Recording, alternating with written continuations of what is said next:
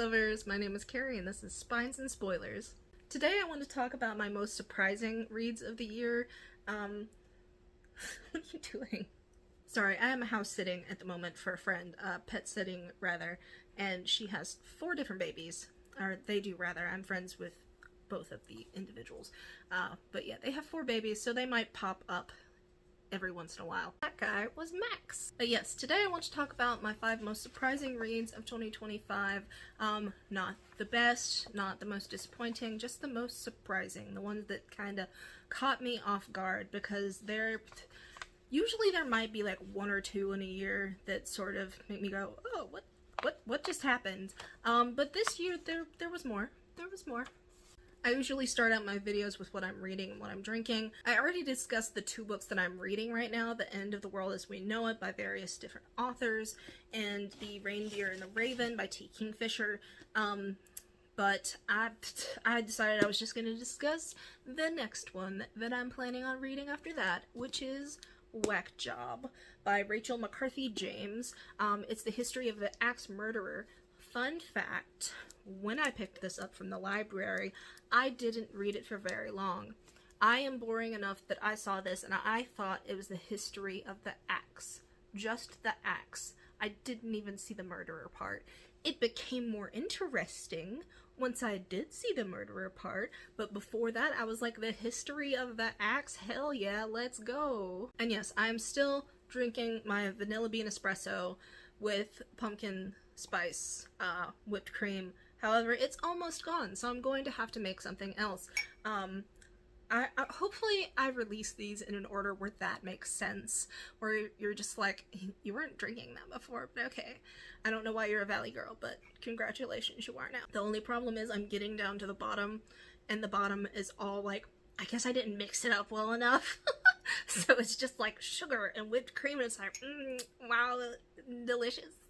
Now I am wired and my sugar is like up here. So anyway, back on task. The most surprising books of 2025. The first book was Starter Villain by John Scalzi.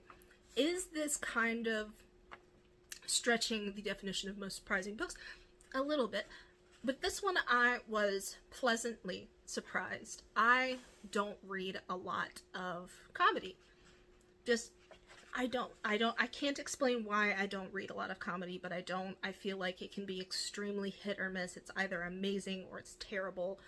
And there's not a lot of in between for me.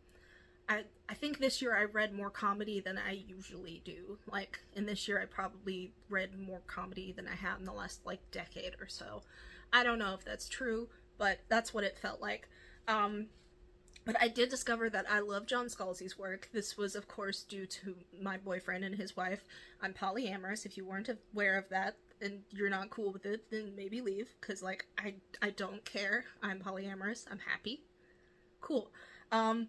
But yeah, he and his wife introduced me to it. Absolutely love his work. Then he got me a copy of the Kaiju Preservation Society, which was amazing. Anything by John Scalzi at this point I would recommend. This one, I went in prepared to not like it, honestly, because of the fact that it was a comedy and it sounded kind of cheesy. It is about a man whose uncle dies, and then he finds out that his uncle was actually a supervillain, basically, of sorts, and he inherits everything from him, and it's just a whole adventure. They're talking dolphins. They are some of my favorite characters in literature in general. That's right, I called it literature. Fight me.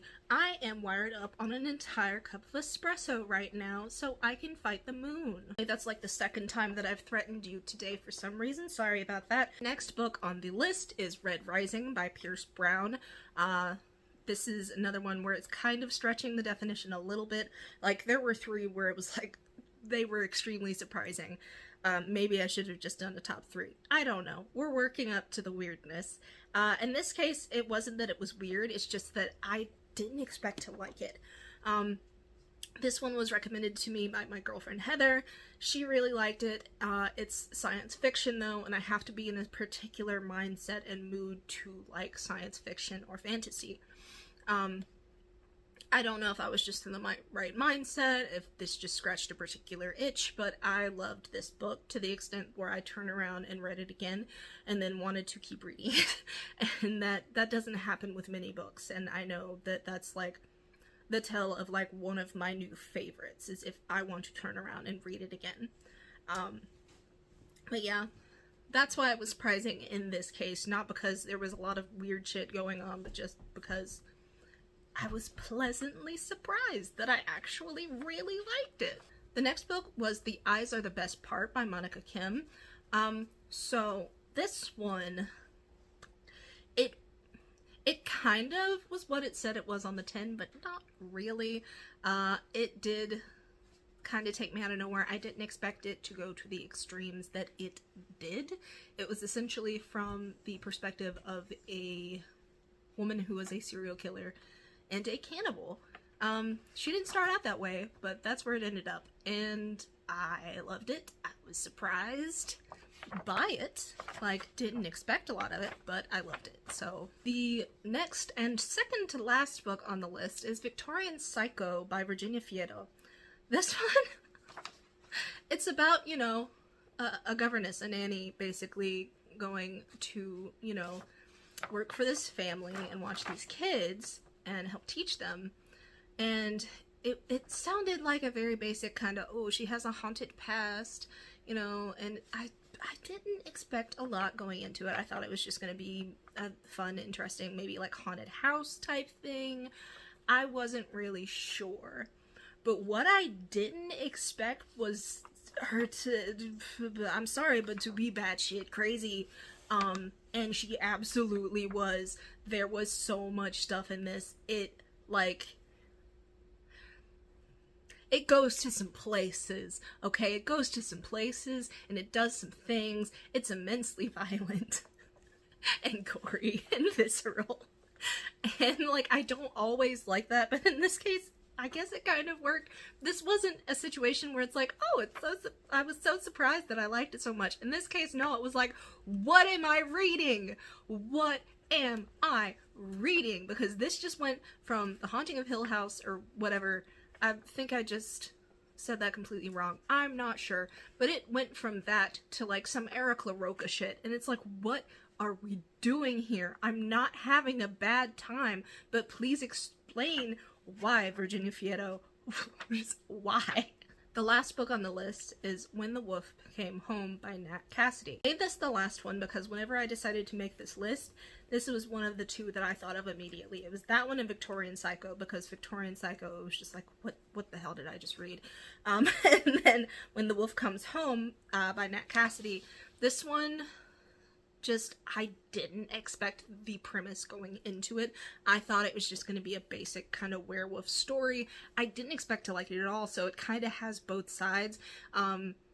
It went into what the fuck territory pretty quickly. It's not within the first chapter or anything like that, but it does jump into some what the fuck, yeah, territory.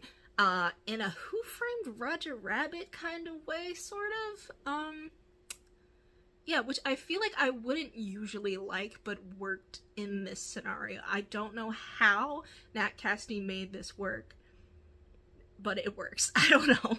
But yeah, if you decide to read that book, just know that it's not just like a basic werewolf story. There's so much more to it. And yes, I do recommend it, but please know that it does get dark, and it also goes the complete opposite direction. It gets goofy as hell, and it's so great. There's a reason that it made it onto, like, my favorites list for the year.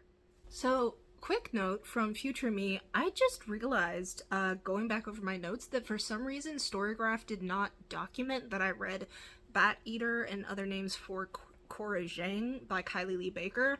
I'm not really sure why. I remember putting it on there, and I'm not sure how it ended up deleted, which means that my total for the year is completely off. But But yeah, that was also one of my favorite books for the year, and it was another one that I read and was kind of like, what the fuck? So that I'm adding it on to my favorites for the year. So I'm just gonna put this at the end of both of these videos. It was really well written, but I didn't expect it to go the way that it did. I didn't expect there to be supernatural components, if that makes sense. So yeah, I can put this both in my favorites and my most surprising, because I really didn't expect it to go some of the directions that it went. It was not in a bad way, but it was immensely surprising. Anyway, yeah, didn't prepare anything to say about this book because I temporarily forgot that I read it until I specifically went back through the books that I'd read, and like something, I think, what was it? The Eyes Are the Best Part. That one reminded me of Bat Eater, and I was like, where did that book go? I remember really liking that book and it kind of being one of my favorites of the year. It was immensely interesting, and it's one that I wanted to suggest for other people, but it's not on my list. Why is it not on my list? And it turns out it was Storygraph, not just human error. I don't know what happened there. But yeah, would recommend. Just know that it's pretty dark. Maybe look up trigger warnings ahead of time. But yeah, that is my top 5 most surprising reads for 2025. I know it was a short video, but I had to narrow my most disappointing down to 5 because it was a good reading year, so I figured I would keep my most surprising at 5 as well. Also, like, it really did feel like I was going to have to stretch the definition of surprising if I kept going. I mean, like, Starter Villain and Red Rising were already stretching it a little bit because it's like, oh, they surprised me in a really pleasant way, which is great, but also not the what the fuck standard of the other 3. So I don't know. I probably cheated. I'm not sure. Anyway, thank you so much for watching. I appreciate it way more than you know. I say that every time, but it's not just like a scripted part of the outro. I don't script this. I say it every time because it's true. It is always true. It will always be true. I don't know why you're here, but I appreciate that you are. If you want to like and share and subscribe and comment and dance and all that jazz, feel free to do so. You are an autonomous being. I'm not going to stop you if that's what you want to do. Feel free, spread your wings and fly. But what is most important to me, especially in this day and age where the world is on fire, is that you remember to love yourself. Please. For me, if nothing else. Okay? Thank you. Alright, bye!